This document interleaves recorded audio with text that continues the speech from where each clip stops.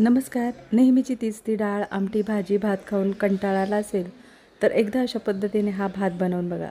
अगदी झटपट तयार होतो आणि मस्त चटपटीत असा हा भात तयार होतो. तर आज आपण अगदी झटपट तयार होणारा चटपटीत असा भात बनवणार आहोत.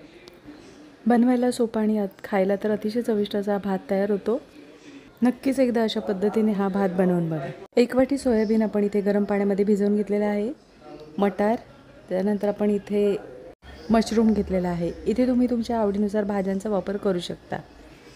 तर हा भात आपण अगदी झटपट तयार होण्यासाठी कुकरमध्ये बनवणार आहोत. कुकरमध्ये फोडणीपुरतं तेल गरम करून घेणार आहोत. तेल छान गरम झाल्यानंतर आपण खडे मसाल्यांचा वापर करणार आहोत. खडे मसाल्यामध्ये आपण इथे 2 तमालपत्र, दालचिनी, 2 ते 3 लवंग, अर्धा चमचा जिऱ्याचा वापर करणार आहोत. इथे तुम्ही तुमच्या आवडीनुसार खडे मसाल्यांचा वापर करू शकता. इथे आता खडा मसाला छान परतवून झाल्यानंतर आपण पातळ 2 उभे चिरून घेतलेले कांदे आपण परतवून घेणार आहोत. गॅसची फ्लेम स्लो ठेवायची आहे आणि स्लो गॅसवर आपण कांदा छान परतवून घेणार आहोत. तर इथे आता कांदा परतवून झालेला आहे. कांदा परतवून झाल्यानंतर एक बारीक चिरलेला टोमॅटोचा वापर करणार आहोत.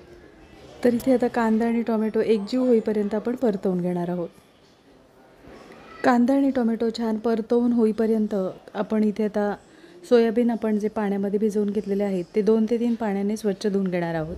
गॅसची फ्लेम स्लो ठेवायची आहे आणि स्लो गॅसवर आपण कांदा टोमॅटो छान परतवून घेणार आहोत. तर इथे आपण आता भिजवून घेतलेले सोयाबीन आहेत ते आपण आता अशा पद्धतीने 2 ते 3 पाण्याने स्वच्छ धुवून घेणार आहोत. तर अशा पद्धतीने आपण सोयाबीन आहेत त्यातील पाणी सर्व काढून टाकायचं आहे.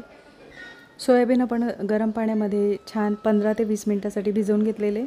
त्याच्यानंतर आता 2 ते 3 पाण्यात धुवून झाल्यानंतर आपण अशा पद्धतीने सोयाबीन आपण पूर्णपणे पाणी निथळून घेतलेलं आहे. तर इथे आता कांदा आणि टोमॅटो छान परतवून झालेला आहे. पावडर मसाल्यांचा वापर करणार आहोत. 2 चिमूटभर आपण इथे हिंगाचा वापर करणार आहोत. इथे तुम्हाला हिंग आवडत असल्यास वापरू शकता, नसेल आवडत नाही वापरला तरी सुद्धा चालेल. हिंगामुळे काय होतं, जेवण पचायला मदत होते, त्याच्यामुळे आपण इथे हिंगाचा वापर करतो. तर इथे आपण 1 चमचा आलं लसूण पेस्टचा वापर करणार आहोत. तर इथे आपण आता काश्मीरी लाल मिरची पावडर 1 चमचा. तर इथे आपण काश्मीरी लाल मिरची पावडर फक्त कलरसाठी वापरणार आहोत. 1 चमचा आपण इथे गरम मसाल्याचा वापर करणार आहोत आणि 1 चमचा आपण इथे घरगुती लाल तिखट म्हणजे साठवणीचा मसाल्याचा वापर करणार आहोत. तर साठवणीचा मसाला हा तुम्ही तुमच्या आवडीनुसार वापरू शकता. तर इथे आता गॅसची फ्लेम स्लो ठेवून आपण मसाले छान परतवून घेणार आहोत. 1-2 मिनिटभर आपण हे मसाले छान परतवून घ्यायचे, म्हणजे भात छान अगदी खमंग असा तयार होतो. तर इथे आता मसाले परतवून झालेले आहेत. मसाले परतवून झाल्यानंतर सोयाबीन 1 वाटीभर आपण इथे मशरूमचा वापर करणार आहोत आणि 1 वाटीभर आपण इथे ओले मटार म्हणजेच हिरवा वाटाण्याचा वापर करणार आहोत. तुम्ही तुमच्या आवडीनुसार भाज्यांचा वापर करू शकता आणि 1 सिमला मिरचीचा वापर केलेला आहे. भाज्या आपण आता परतवून घेणार आहोत. गॅसची फ्लेम स्लो ठेवायची आहे आणि स्लो गॅसवर आपण भाज्या परतवून घेणार आहोत. तर इथे आता भाज्या मसाल्यामध्ये छान परतवून झालेल्या आहेत.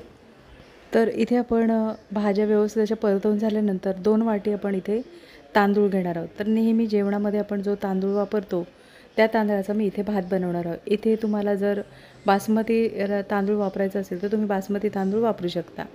तर इथे आपण नेहमी जेवणामध्ये जो तांदूळ वापरतो तर ते तांदूळ आपण 2 ते 3 पाण्याने स्वच्छ धुवून झाल्यानंतर पाणी पूर्णपणे निथळून झाल्यानंतर आता तांदूळ आपण भाज्यांमध्ये व्यवस्थित असा परतवून घेणार आहोत.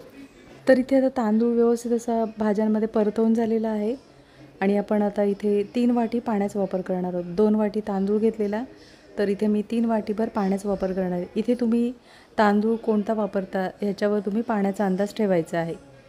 तर इथे आपण 2 वाटी तांदळासाठी इथे मी 3 वाटीभर पाण्याचा वापर केलेला आहे. पाण्याचा वापर केल्यानंतर भात आपण एकदा व्यवस्थित असं ढवळून घेणार आहोत. इथे मी तांदूळ वापरलेला आहे तो जुना आहे, त्याच्यासाठी इथे पाण्याचा थोडासा जास्त वापर करणार आहे. इथे तुम्ही तो कोणता तांदूळ वापरता याच्यावर तुम्ही पाण्याचा अंदाज ठेवायचा आहे. बारीक चिरलेली कोथिंबीर आणि चवीनुसार मिठाचा वापर करणार आहोत. कोथिंबीर आणि मिठाचा वापर केल्यानंतर भात आपण एकदा ढवळून घेणार आहोत. तर इथे आता भात व्यवस्थित असा ढवळून झालेला आहे. कुकरला झाकण लावून 1 ते 2 शिट्यांमध्ये भात आपण व्यवस्थित असा शिजवून घेणार आहोत.